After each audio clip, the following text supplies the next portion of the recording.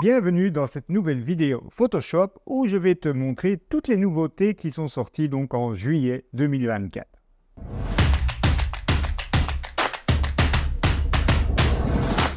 Alors tout d'abord, pour t'assurer que tu vois tout ce que je montre dans la vidéo, il faut vérifier que tu aies la bonne version. Donc pour ça, tu vas ici dans Photoshop 2024 à propos de Photoshop et tu dois donc posséder la version 25.11. Alors, si ce n'est pas le cas, tu vas dans ton application Creative Cloud, tu cliques sur Applications, voir les mises à jour, tu peux faire une recherche de mise à jour en cliquant ici sur ce bouton. Voilà, et ici donc, si tu n'as pas la 25.11, elle te sera proposée à l'installation. Ici, comme chez moi, elle est installée, tu vois qu'il est indiqué « Ouvrir ». Alors, je sais que beaucoup d'entre vous ont peur d'installer les mises à jour et je peux comprendre quand on n'est pas familier avec l'informatique, on a peur évidemment d'avoir des bugs, etc. Ce qui arrive des fois malheureusement. Mais je te montre qu'en fait, tu peux très facilement la désinstaller. Donc, si tu vas ici sur Applications, tu viens ici sur les trois petits points et tu as ici en bas Autre version.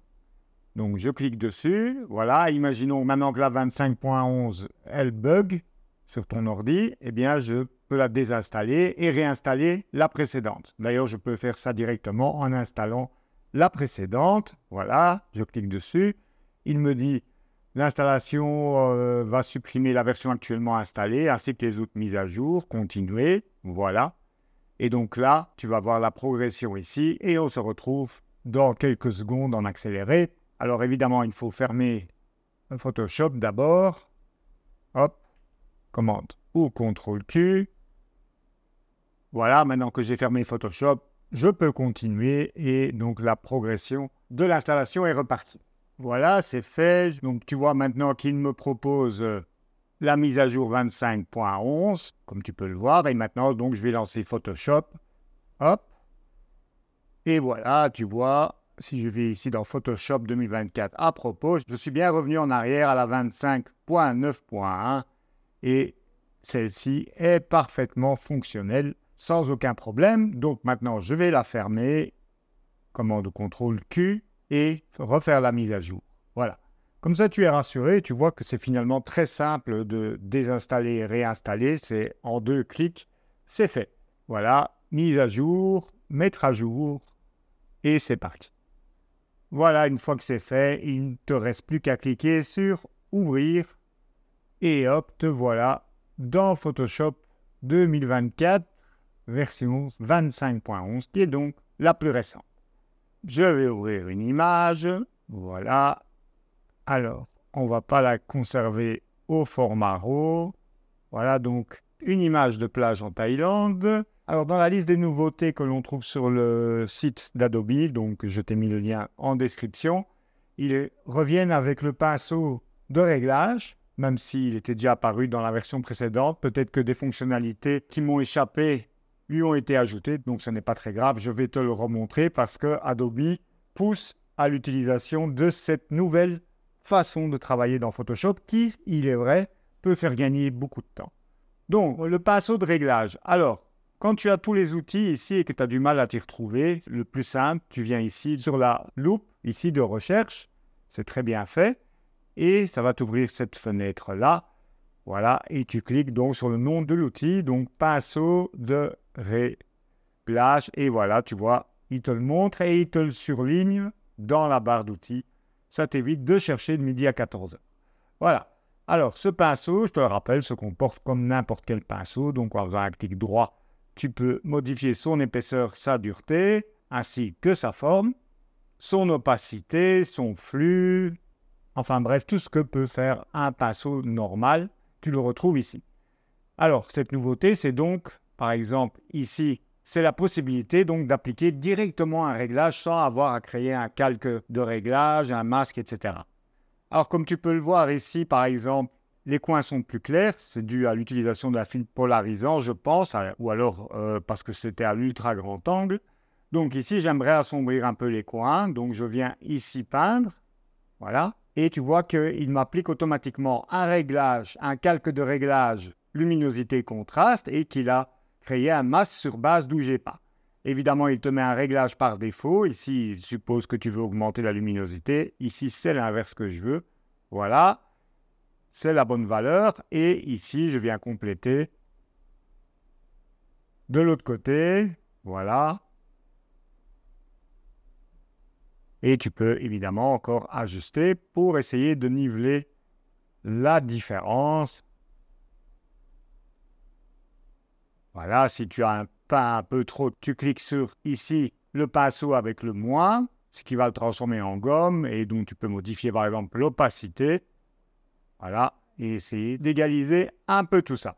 Donc tu vois, ça te permet comme ça rapidement d'appliquer des réglages localisés sans avoir à connaître le fonctionnement des calques de réglage, des masques, etc. Tu choisis le réglage que tu veux modifier parmi toute la liste ici disponible, luminosité, vibrance, saturation, etc. Enfin, quasi tous ceux que tu retrouves dans les calques de réglage habituels, et lui se charge du reste. Alors, tu as la barre contextuelle ici en bas qui te permet également d'accéder aux options. Si tu ne la vois pas, je te rappelle que tu peux l'afficher en allant dans Fenêtre et en cochant barre des tâches contextuelles. Et donc, par exemple, ici, si je veux ajouter un autre réglage, voilà, ici, imaginons, je veux ajouter luminosité contraste également. Je vais diminuer la taille du pinceau et je veux ajouter, voilà, je ne sais pas, un peu de lumière ici sur les vagues. Alors ici, je vais me mettre à 100%, voilà. Hop. Alors attention, le symbole plus est toujours présent dans mon pinceau, mais tu vois qu'ici, je suis en mode moins. Donc, bien attention à ça. Et donc ici, j'agrandis un peu mon pinceau, je m'assure d'avoir une dureté à 0% et je viens comme ceci. Voilà, peindre sur les vagues. Je passe en mode effaceur. Voilà. Et donc, tu vois rapidement avant, après. Alors ici, c'est too much. Imaginons maintenant qu'en fait, finalement, je ne veux pas chipoter à la luminosité contraste, mais plutôt, par exemple, à la vibrance ou saturation. Eh bien, tu peux changer de réglage tout en gardant donc ton calque de réglage et ton masque actif. Il te suffit ici de passer dans la barre contextuelle et venir, par exemple, voilà, chercher vibrance et saturation. Tu vois ici, il m'a mis la vibrance à plus 100 par défaut, avant, après. Attention, ça, ce n'est possible que si tu changes ici dans la barre contextuelle, tu vois. Si tu changes ici en haut, ça te crée un nouveau calque de réglage une fois que tu peins dans l'image. Alors, un truc qui est pas mal également, c'est cette option ici, appliquer à l'objet. Donc, pour ça, je vais d'abord créer un objet puisqu'il n'y en a pas vraiment sur cette plage. Donc, je prends l'outil lasso, L, et on va créer, hop, un parasol avec un transat. Voilà, tu vois que je suis doué en dessin. Remplissage génératif et transat avec parasol. Hop, générer. Donc, il va me générer 3 variantes de parasol et de transat. Alors, j'ai dessiné plus ou moins la forme. Voilà. Alors, finalement, c'est ceux-là que je préfère, même sans le parasol, c'est très bien. Et tu verras, j'en profite d'ailleurs pour te le mentionner directement. Comme tu le sais, en fait, le remplissage génératif est limité en résolution. Donc, si je viens zoomer ici un petit peu, tu vas voir qu'ils sont moins définis que le reste de la photo. Eh bien, il y a cette option qui était déjà présente dans la bêta maintenant. Cette petite icône ici, avec la flèche vers le haut, qui te permet, si tu cliques dessus, d'augmenter les détails. Donc, en fait, c'est l'équivalent de la super résolution.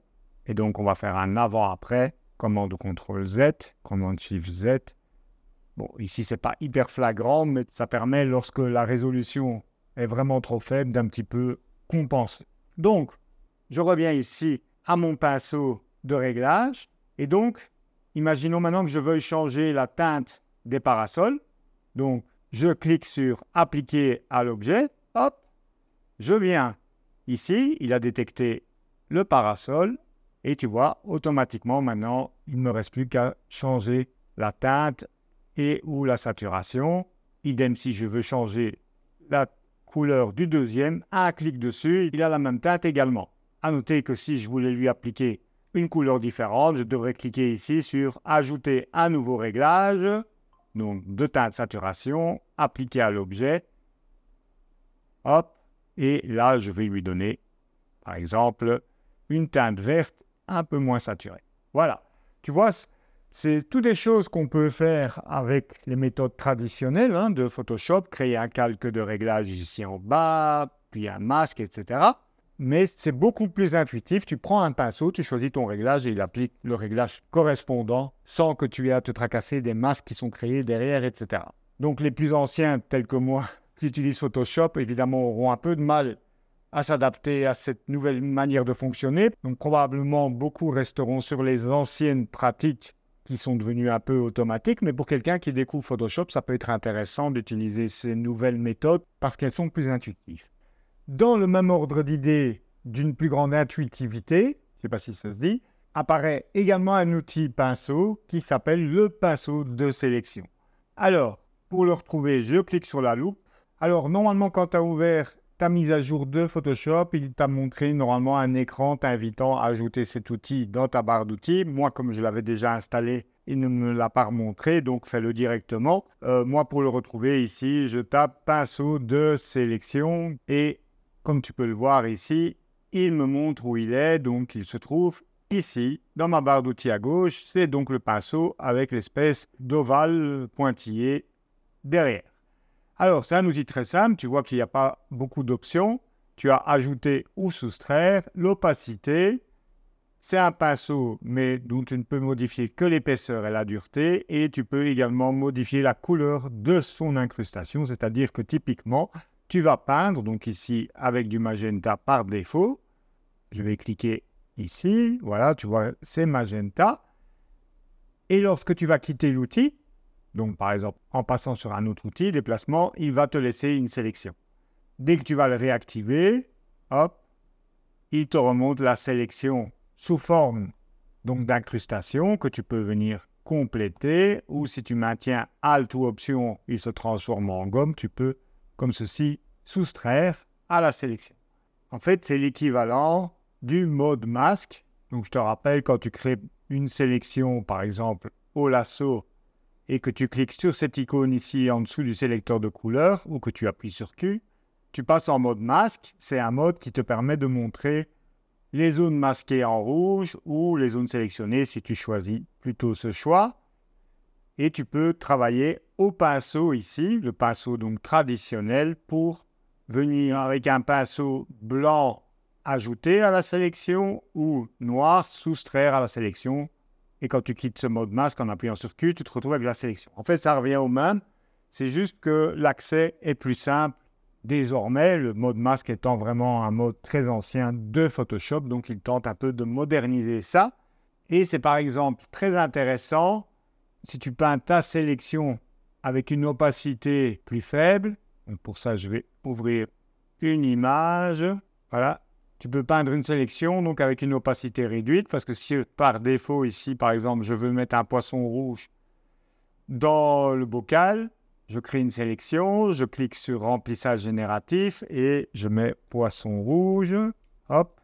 Qu'est-ce qui va se passer? Eh bien, c'est que le poisson va avoir l'impression d'être devant le bocal et non dedans. Il ne s'intègre pas vraiment bien dans le bocal, alors que si maintenant donc je refais la même sélection mais à une opacité par exemple de 50%, il va mélanger le résultat avec l'image qui est en arrière-plan. Un peu comme je te l'avais montré ici dans mon tuto, réaliser un effet de peinture impressionniste que j'ai tourné il y a 1 an, que tu peux retrouver sur ma chaîne, et qui explique donc comment mélanger une photo réelle avec le remplissage génératif. C'était basé donc sur justement ce fameux mode masque. Donc ici, je suis à 50% d'opacité. Je vais modifier la dureté du pinceau. Tu vois que l'on peut réduire la dureté ou la taille du pinceau de la même manière que le pinceau classique. Et ici, voilà, je peins à 50%. Et je vais donc régénérer un poisson rouge chez toi. Hop. Voilà, et du coup, tu vois, le poisson, bon, il est plus très rouge, mais il paraît mieux intégré. Et donc, tu peux, en une seule opération, appliquer des coups de pinceau qui ont une opacité différente et qui vont donc créer une sélection avec des zones plus progressives, etc. À noter également que lorsque tu utilises un autre objet de sélection, comme ici l'outil sélection d'objets, voilà, que je sélectionne le bocal, eh bien, lorsque j'active cet outil pinceau de sélection, d'ailleurs on peut l'activer en appuyant sur L, qui est le raccourci également du lasso. Donc si tu veux passer successivement entre les différents outils qui ont le raccourci L, tu maintiens Shift, L, et tu vas comme ça cycler jusqu'à obtenir le pinceau de sélection. Tu vois qu'il met en incrustation donc tout ce qui a été sélectionné, comme le fameux mode masque ancestral. Alors, autre particularité également de l'outil pinceau de sélection, c'est qu'il te permet, il ferme automatiquement, c'est-à-dire que si ici par exemple, voilà, j'entoure le bocal et que je relâche, tu vois, tout l'intérieur est rempli. C'est assez pratique. Alors, une nouvelle icône est également apparue, c'est cette icône ici qui est le générateur d'images. Donc, elle se trouve tout en bas, tu cliques dessus et tu vas pouvoir donc bénéficier de l'intégration d'Adobe Firefly, c'est le programme donc d'intelligence artificielle d'Adobe, au sein même de Photoshop, et il va te permettre donc de générer une image. Et il vaut mieux le faire dans un nouveau document, puisqu'ici, sinon, il va le générer dans ma photo. Donc, je vais créer un nouveau document. Je te rappelle que c'est limité en résolution à 2K maximum. Voilà, créer, générer une image et je vais, parce qu'on est en été, générer une image de plage. Donc, plage avec cocotier et mer turquoise. Pour vous faire un petit peu rêver. Voilà. Et là, on peut choisir donc entre un type de rendu artistique, donc plus dessin, etc., ou photoréaliste. Donc, on va choisir photoréaliste. Tu verras d'ailleurs qu'on peut utiliser une image de référence. On verra la différence par après. Ou certains effets, donc style, qui conviendront évidemment mieux à ce moment-là au type de contenu de type artistique. Mais ici, je vais donc générer un effet photoréaliste. Voilà. Générer. Et voilà, une belle plage photoréaliste. Tu as 3 variantes comme d'habitude. Et d'ailleurs, il m'a reproduit également le problème que j'avais avec le bleu qui est plus foncé à la base.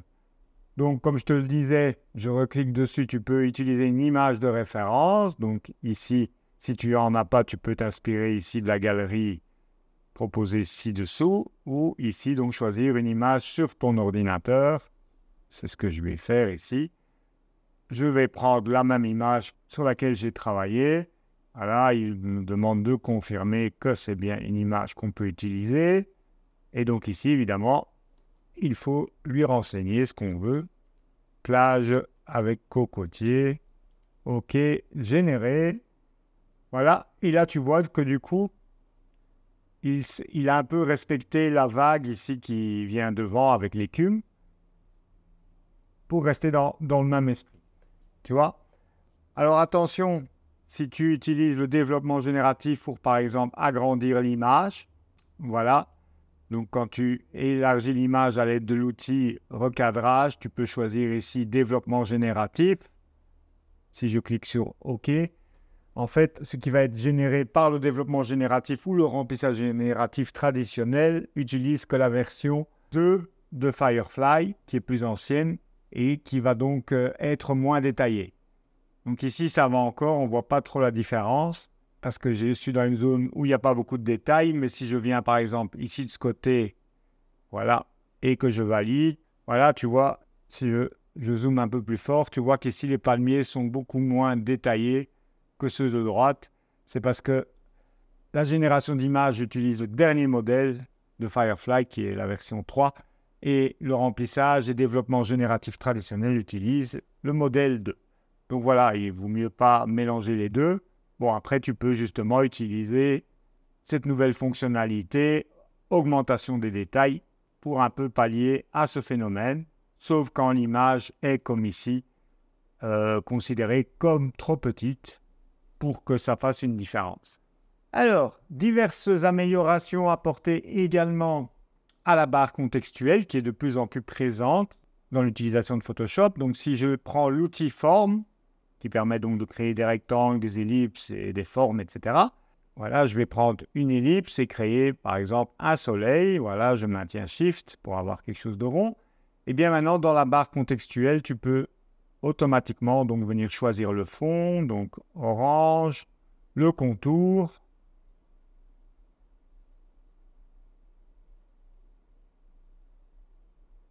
OK. Sa taille, son type de tracé, dupliquer la forme directement en cliquant sur le petit plus ici. Enfin bref, tu vois toutes les options qui sont évidemment accessibles en haut, mais qui peuvent donc aider à améliorer le flux de travail en étant plus directement accessible. Voilà. Idem dans l'outil transformation. Donc ici, si je viens sur l'image, je déverrouille le cadenas, commande CTRL-T, tu vois que la barre contextuelle te permet maintenant directement de pivoter l'image ou d'en faire une symétrie horizontale, verticale ou horizontale. Tout ça directement accessible en un clic dans cette barre et puis tu valides ton choix ici. Donc tu le vois dans l'évolution de Photoshop, on est de plus en plus sur un flux de travail amélioré et plus intuitif, ce qui au final n'est pas une mauvaise chose, surtout pour les nouveaux apprenants de Photoshop. Autre nouveauté également, c'est dans l'outil texte. Donc tu as la possibilité maintenant d'avoir des listes. Ça paraît bidon, mais ça n'existe toujours pas. C'est-à-dire que si ici, voilà, je duplique ce texte 3 fois, donc en faisant une entrée, j'ajoute du texte, voilà, et bien maintenant je sélectionne tout mon texte, commande CTRL-A, allez, on va lui mettre une couleur un peu sympa pour l'été, et bien maintenant donc dans la palette paragraphe, donc fenêtre paragraphe, tu as donc la possibilité maintenant de transformer ton texte en liste à puces ou puces numérotées. Voilà. Et si tu vas dans la fenêtre des propriétés, tu as même accès à d'autres styles. Voilà, ici la fenêtre de propriété du texte. Dans paragraphe, tu vas voir, voilà, tu peux choisir des listes en mode lettres majuscules, minuscules, chiffres romains, 01, etc. Et évidemment, tout ça est dynamique, c'est-à-dire que si tu supprimes un élément, voilà, la liste se met automatiquement à jour. Changement plus anodin, c'est dans la fenêtre réglages. Ici, donc maintenant les réglages uniques sont en haut. Les calques de réglage traditionnels sont en haut. Les paramètres prédéfinis ont été déplacés en bas. Donc changement d'ergonomie.